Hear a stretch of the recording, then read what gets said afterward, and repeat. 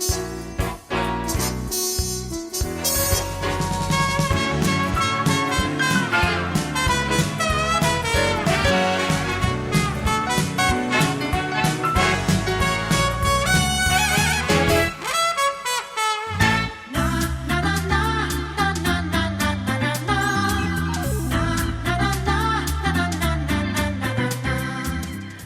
cinema não tem fronteiras nem limites, é um fluxo constante de sonho.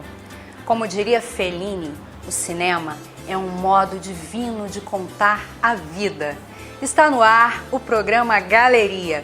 Hoje a gente vai falar sobre a sétima arte. A gente vai saber um pouco sobre a história e as novidades que estão acontecendo aqui em Manaus. Por isso, eu recebo aqui no estúdio jovens diretores e suas belas produções. E o nosso repórter Nilo Diogo percorreu as ruas para saber qual é o filme preferido das pessoas. A gente também vai conhecer um pouco da história de Silvino Santos, um dos principais nomes do cinema amazonense. É agora no quadro Você Conhece?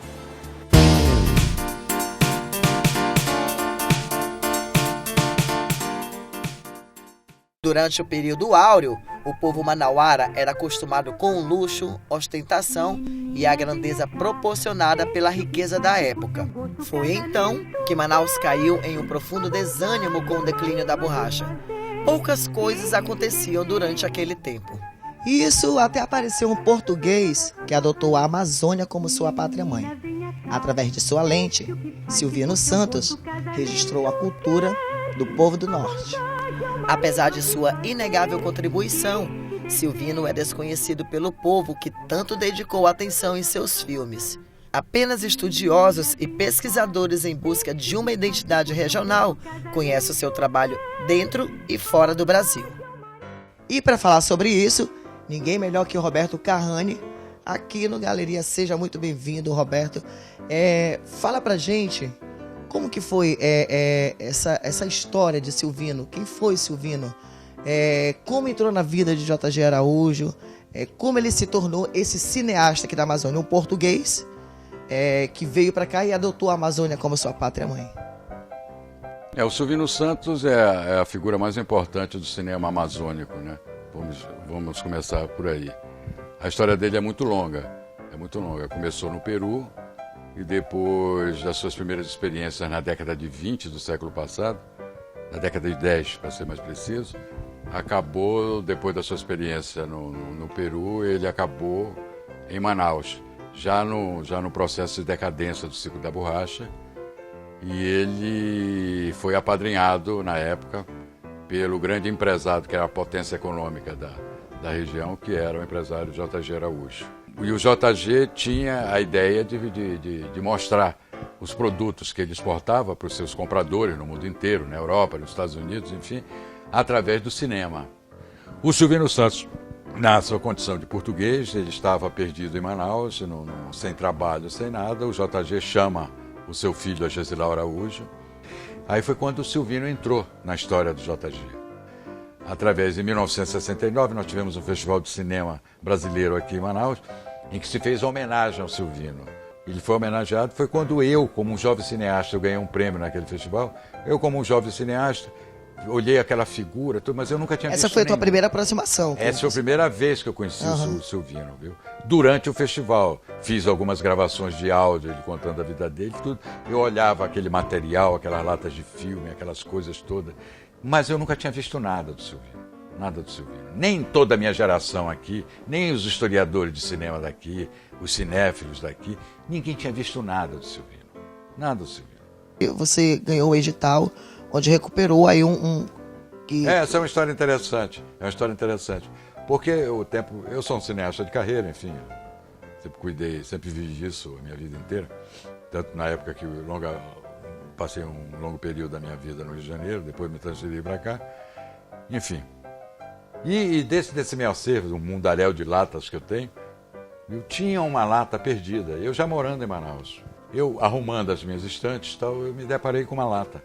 Uma lata que era... Essa lata era justamente uma daquelas que você pegou lá na casa de Silvino. Mas que eu não dei importância esses anos todos.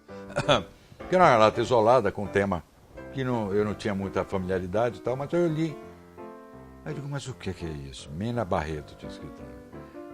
Eu não tinha como assistir esse filme em 35mm aqui.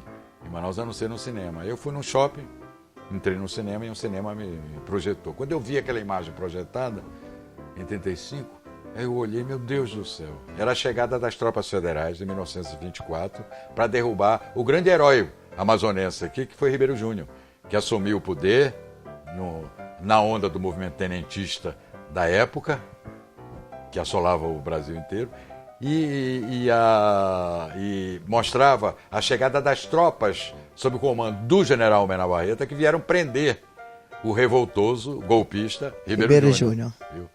Então é este filme que depois eu fiz uma análise fílmica de todas as cenas, tudo, que isso se constituiu no prêmio do Conexões Culturais da Manaus Cult, né?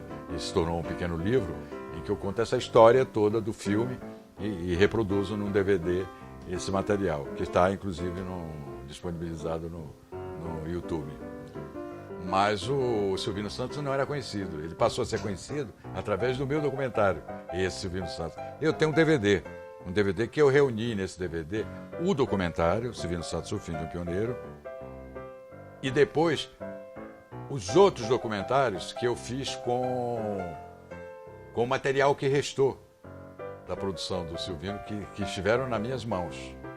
Esse DVD está sendo comercializado então, né? Tá. Quem tiver interesse, pode entrar em contato. Pode entrar com o teu número, o número do Roberto, que agora vocês estão vendo aí. Pode entrar em contato para adquirir esse DVD. E hoje o Roberto está produzindo alguma coisa nova? Agora meus projetos são... Porque o primeiro longa-metragem de ficção produzido aqui em Manaus, com atores locais, direção local, equipe local, fui eu que dirigi em 1969, no ano do Festival de Cinema. Eu tinha o Calígula, baseado no Alberto Camus, que era uma peça teatral, que eu resolvi adaptar para o cinema e rodei inteiramente com atores locais, chama-se Como Cansa Ser Romano nos Trópicos. Mas eu rodei o roteiro inteiro, mas depois eu tive que voltar para o Rio de Janeiro, nunca tive a oportunidade de acabar o filme.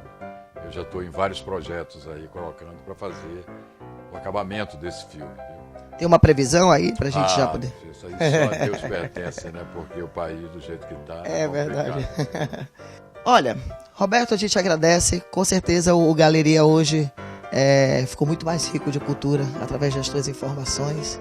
Parabéns. Obrigado mesmo por nos receber o Galeria. É um prazer. Receber aqui em sua casa. E agora a gente vai ficar aí com um trecho do filme O Tenentista. O Golpe Tenentista, de Ribeiro Júnior. Acompanha um pouco.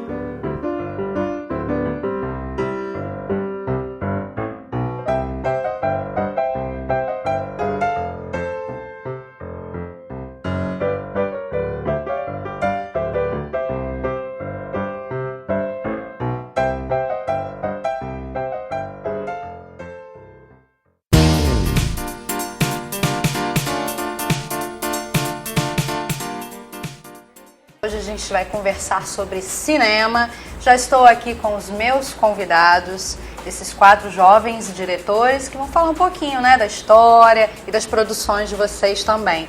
Sejam bem-vindos, Lucas Simões, da Lens Produções, Anderson Mendes, da Branca Filmes, a Débora Raven, que é da Dream House Pictures, e o Davi, me ajuda com o teu sobrenome, Davi, por favor. Davi Penafort. Que também faz parte da Lens Produções. Bem-vindos ao Galeria. Então, Lucas, eu queria que você contasse um pouco como é a experiência de realizar cinema comercial aqui no Amazonas, porque esse é o foco, né, da Lens, seria isso? Isso, com certeza.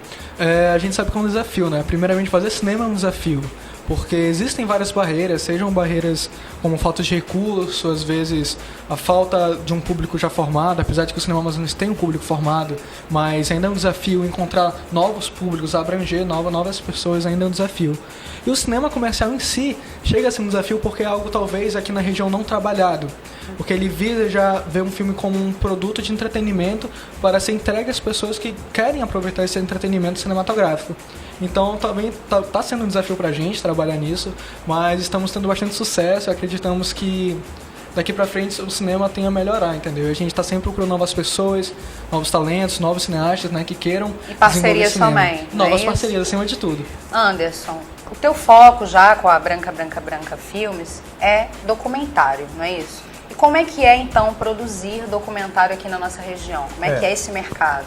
Um dos focos principais são os documentários, né? A gente tem uma diversidade aqui na nossa região muito grande, apesar de a gente viver no meio da floresta. O pessoal de fora enxerga muito a natureza, os bichos, mas a gente tem muitas histórias de muitos personagens aqui, principalmente aqui na nossa cidade. Assim, é um celeiro de personagens com histórias riquíssimas e é um dos focos que eu gosto de trabalhar, né? Sempre, de vez em quando a gente encontra um personagem interessante, a gente acaba E aí escreve em festival, escreve assim que vai mostrando os sim, filmes. produzindo, escrevendo em festivais, fazendo mostras, né? Certo. E por aí vai. Certo.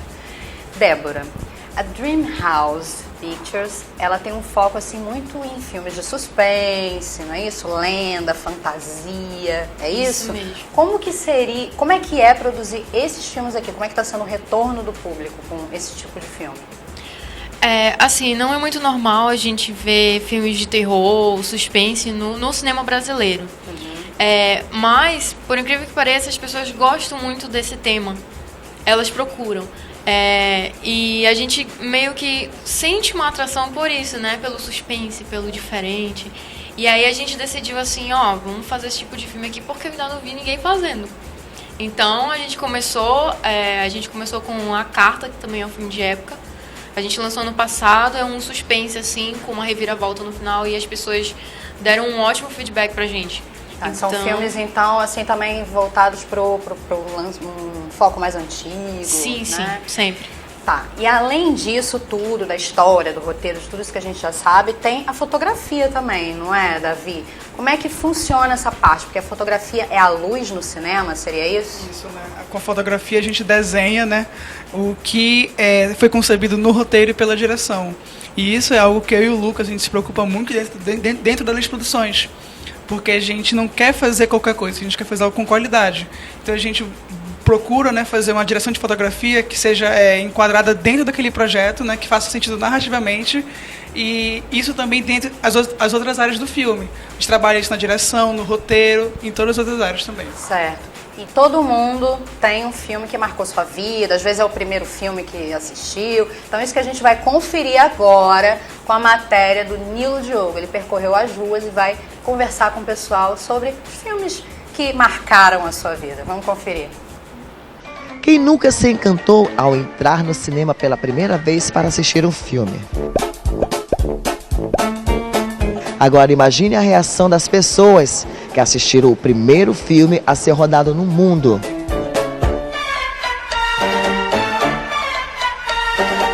Agora você, lembra qual o primeiro filme que você assistiu no cinema? O primeiro filme que eu assisti no cinema foi em 2011. Foi Harry Potter e a Pedra Filosofal. Ela tem que decidir o que é prioridade. Eu acho que está claro que podemos esperar grandes coisas do Senhor.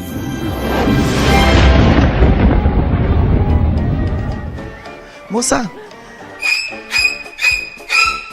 você lembra qual foi o primeiro filme que você assistiu no cinema?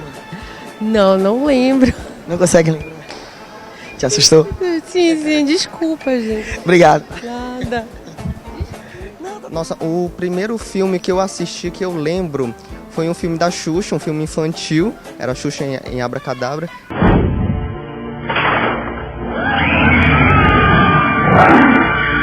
Xuxa em Abracadabra. Em 2004, eu tinha 6 anos, mas eu lembro direitinho. Foi um cinema de um shopping que eu assisti, meus pais me levaram e eu fiquei encantado, né?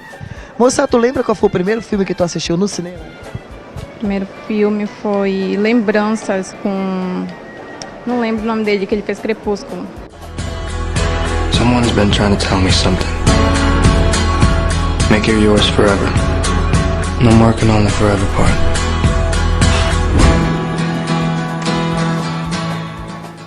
Moça, tu lembra qual foi o primeiro filme que tu assistiu no cinema? Não. Moça, tu lembra qual foi o primeiro filme que tu assistiu no cinema? Olha, lembro não. Não lembra? Faz muito tempo. Faz tempo, né? Mas... Não lembra nem o ator, a história, o cinema. Foi shopping, foi centro, foi onde? Ah, lembro. Cavaleiro do Zodíaco. Ah, faz tempo. Faz muito tempo. Cavaleiros do Zodíaco, o filme. Surge um novo personagem, Abel, irmão de Atena. Sua missão, destruir a Terra. Agora Ceia, Atena e todos os cavaleiros se encontram numa nova aventura. Os Cavaleiros do Zodíaco, o filme. Eu tenho uma outra curiosidade. Você sabe quem criou o cinema? Ei, moça, tu sabe me dizer quem criou o cinema no mundo? Não. Não? Poxa, eu também quero saber agora. Puxa vida, pesquisar. Vamos descobrir. Valeu. Tu sabe quem criou o cinema no mundo? Também não. E nem onde foi, não sabe nada da história do cinema. Nada da história do cinema. E qual foi o último filme que tu assistiu sem ser no cinema? Como eu era com você, como eu era antes de conhecer você, alguma coisa assim. Olha, gente, nem o nome ela lembra. Faz tempo? Faz tempo. Bora lá assistir mais filme, né? É verdade. Eu tô tentando descobrir como que iniciou o filme no mundo. Quem que começou com esse negócio, tu sabe? Cara, eu não sei. Não faz ideia? Não faço ideia. E agora, não vai conseguir me ajudar? Não, né? Vamos lá, vamos na busca, né? Vamos buscar? Vamos lá, a gente vai procurar. Nossa, eu sei que foram 2 irmãos franceses que criaram o cinema e foi em Paris. Muito bem, vocês acabaram de ver aí a resposta da galera na rua sobre o cinema, mas agora nós estamos com 2 pessoas aqui que entendem muito bem de produção de cinema aqui no Amazonas, que é o Roberto e o Thiago. Então, Roberto, qual é a tua participação no cinema amazonense? Basicamente aqui no cinema a gente faz tudo, né? Direção, no meu caso eu escrevo roteiros também, a produção e de vez em quando assim faço papel de ator também. E tu? Também edição, também sou ator, produção. Aqui no Amazonas a gente tem que fazer tudo, entendeu? Praticamente tudo. E o roteiro, vocês já tiveram experiência de fazer roteiro também? Roteiro também. A maioria das histórias eu que crio também. E qual a produção mais recente de vocês? Bom, a última recente que eu criei agora foi 2015, foi O Palhaço. E agora a gente está produzindo, eu e meus amigos, agora Juízo Final, que vai ser uma websérie. E o teu, Roberto? Eu produzi um filme chamado Abismo, né? E recentemente agora eu tô fazendo Viagem, né? Que se trata sobre drogas, né? E viagens alucinógenas também. Isso que tá em produção ainda, né? Tá em produção. Agora, o que vocês já produziram? Onde as pessoas podem encontrar? Bom, pode encontrar no YouTube, né? Tem um site, né? Eu tenho um canal no YouTube que é chamado Roberto Ades. Você pode procurar lá, que tá lá, Roberto Ades. E pode ser que aqui também possam passar o link também, né? Do canal, né? Sim, com certeza. Tá aparecendo aí o link. Beleza. E o teu? Bom, eu também coloquei no YouTube Vampiros em Manaus, no canal Thiago Alencar. E tem outro canal também chamado Menifes Produções, que tá o Palhaço. É o mais recente, é o Palhaço, né? Isso. Agora, deixa eu fazer uma pergunta pra vocês. Nós sabemos que Hollywood é o lugar, assim, das grandes produções do cinema. Mas o Brasil também tem avançado bastante nessa produção, né? E aqui no Amazonas, como é que vocês enxergam o cinema? Tá indo bom? As pessoas têm participado? As pessoas têm se envolvido mais? Como estão as produções do cinema aqui no Amazonas? Bom, a gente percebe que aqui no Amazonas tem uma galera com sede de cinema, só que ainda precisa ter uma visibilidade maior pra cá, pro Amazonas. Só que a galera, isso não é um problema pra gente, né? Porque um é ator, quando uma pessoa precisa a gente ajuda, tem gente que às vezes não tem passagem pra gravação, a gente ajuda também. Porque tudo funciona em conjunto, entendeu? Então a gente trabalha assim. Se não tem patrocínio, a gente corre atrás, se não tem a gente faz assim mesmo, entendeu? Mas é tudo em questão de conjunto e tá crescendo a cada dia, mas precisa de uma visibilidade maior. Bom, a gente está terminando aqui, agradecer aqui os meninos e a Mancini também, que nos acolheu para fazer essa matéria, esse especial aqui que o Galeria traz sobre o cinema, não só sobre o cinema mundial, não só sobre o cinema nacional, mas principalmente sobre o cinema aqui no Amazonas. Fique aí, continue aí com Galeria, que a Geisa tem muito mais para falar sobre cinema aí no estúdio. Bom, o meu primeiro filme que eu lembro, assim, que eu assisti foi E.T., o Extraterrestre. Vocês lembram os primeiros filmes que vocês assistiram? Não? Bom, depois do intervalo a gente vai falar mais sobre cinema aqui no Galeria. O programa Galeria está de volta. Hoje eu estou aqui recebendo no estúdio 4 jovens diretores que vão agora contar pra gente um pouco mais sobre as suas produções. Lucas, que é diretor e idealizador da Lens Produções. Quais são as principais histórias assim que vocês abordam na Lens? Então, ultimamente nós estamos abordando histórias mais com tema social, principalmente temas filosóficos que podem trabalhar, como por exemplo o filme que a gente vai lançar esse mês, Folhas Brancas, ele trabalha já Alzheimer, a gente tem outros filmes que trabalham temas mais recorrentes da nossa sociedade, como depressão, entre outros temas, mas sempre, claro, prezando entretenimento. E por que vocês escolheram essa temática? Vocês acham que essa temática é mais vendável, é mais comercial? Bom, é uma faca de dois gumes, né? A gente acredita também que, além, claro, desse viés comercial, tem que haver um propósito social. Porque os filmes têm que ter esse valor para passar para as pessoas. Eles têm que ter um significado por trás. Eles têm que ter uma filosofia, porque o cinema também é uma ferramenta social. E isso que a gente busca explorar, sabe? Certo. Davi, o filme mais marcante da Lens é O Gato? Bom, ele representa algo muito interessante na Lens, porque ele foi o primeiro projeto da Lens, né? E logo em seguida, assim, a gente parou para pensar que a gente poderia ampliar isso. Então, o que a gente fez depois do Gato? A gente fez uma chamada para novos projetos. A gente parou de produzir, assim, de lançar filme durante um ano, mais ou menos, e a gente está voltando a lançar filme agora, entendeu? E o que fala a história do Gato? O Gato é um filme de época, né? Ele é o primeiro filme de época da época digital, já do cinema daqui. E é por aí. E agora os próximos filmes que vão ser lançados, assim... eu li mais ou menos que vai lançar A Caixa, tem um chamado A Caixa. O que conta o enredo da Caixa? Queria que o Davi respondesse. Davi? Tá bom, vai lá, Davi. Mandou. Eu dirijo A Caixa, né? Eu dirijo e escrevo A Caixa. Tá. Ele é um média-metragem, né? Um média-metragem de drama e ficção. Na verdade, o filme todo ele é um conflito psicológico. Então, ele é um filme, assim... De que tem esse conflito, né? Durante o filme todinho, ele é uma conversa entre um psicólogo e um paciente. Só que esse paciente vem todo com uma carga emocional durante a vida dele.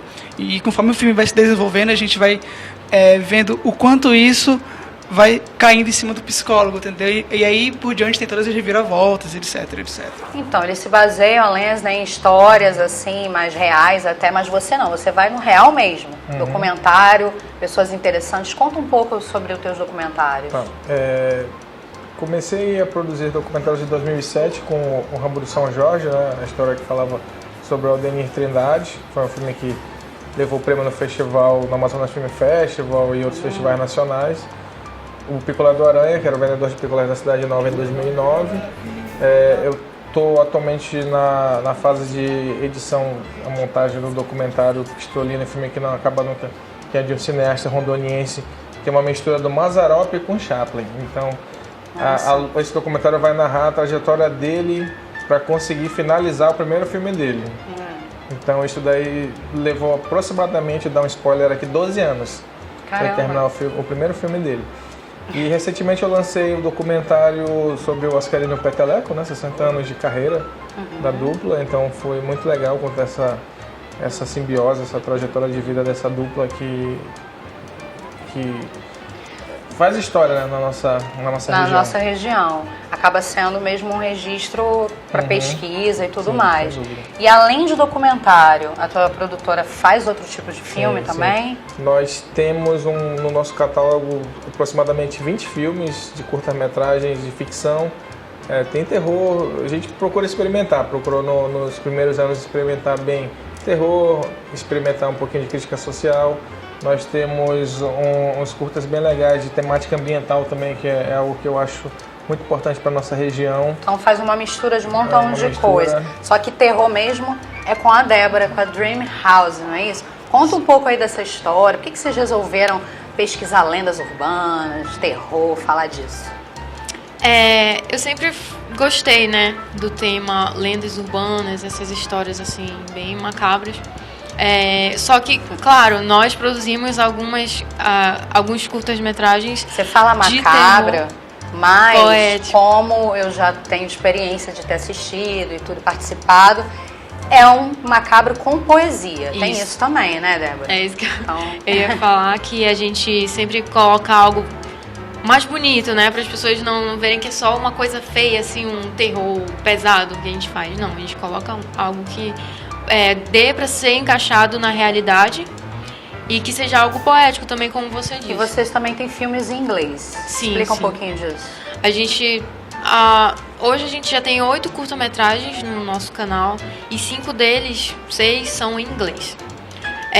A gente resolveu fazer filmes em inglês justamente para atingir um público maior e a gente tem conseguido um retorno sobre isso. O primeiro que a gente produziu foi o Tall Man, que é baseado na lenda urbana do Slenderman. E é um vídeo que tá sempre subindo visualizações e tal, sempre as pessoas estão procurando. Foi certo. O que mais marcou mesmo pra gente. E a gente continuou. Certo. E para as pessoas acompanharem o trabalho da Lens, poder saber os novos filmes e tudo, onde visitar, qual é a página, queria que vocês deixassem o endereço, por favor. Então, tem um Facebook da Lens, né? A Lens Produções, ela também tá no Instagram, Lens Produções, e nosso site, www.lensproduções.com, que a gente pode acompanhar as novidades, teste de elenco e novos filmes também. Pra gente acompanhar o trabalho da Branca Filmes, Anderson. Tem o Facebook, Branca Filmes, e tem o YouTube, Branca 3 Filmes. Certo.